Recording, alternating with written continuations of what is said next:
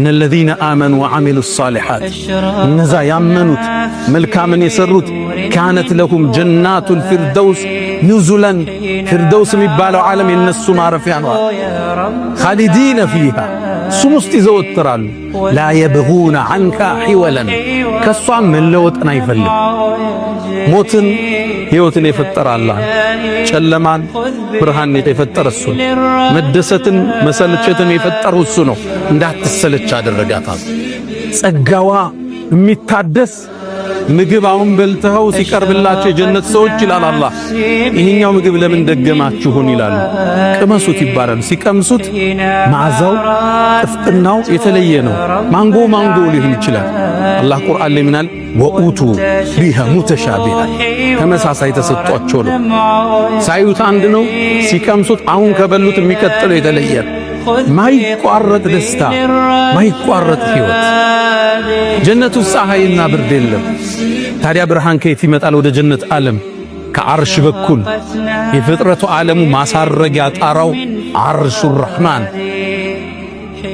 ከሱ ስር የሚመነጭ ብርሃን አላሉ ነብዩ አለይሂ ሰላቱ ወሰለም ወደ ጀነት ዓለም እሱ ያበራል ሙቀት የለም ቅዝቃዜ የለም በጣም ማራኪ አየር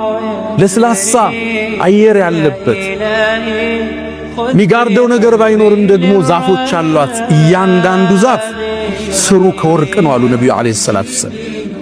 ልብ ብላችኋል የሚያምሩ ዛፎች ስራቸው ከወርቅ መሰረታቸው ከወርቅ አንዳንዱ ዛፍ 100 ዓመት ተጉዘው ጥላውን አጨርሰው ይላል በርግጥ ከፀሐይ ለመከላከል አይደለም ከላይ የሚመጣውን ብርሃን ሲጋርዱት የሚፈጥረው ውበት አለ የሚፈጥረው ማራኪ ገጽታ አለ እሱን ነው አላህ የሚያሳየው ዛፉን ብትራመደው አታቋርጠው ብትጋልበው 100 ዓመት ይላሉ በሌላ ሐዲስ ላይ ብትጋልበው ማትቆርጠው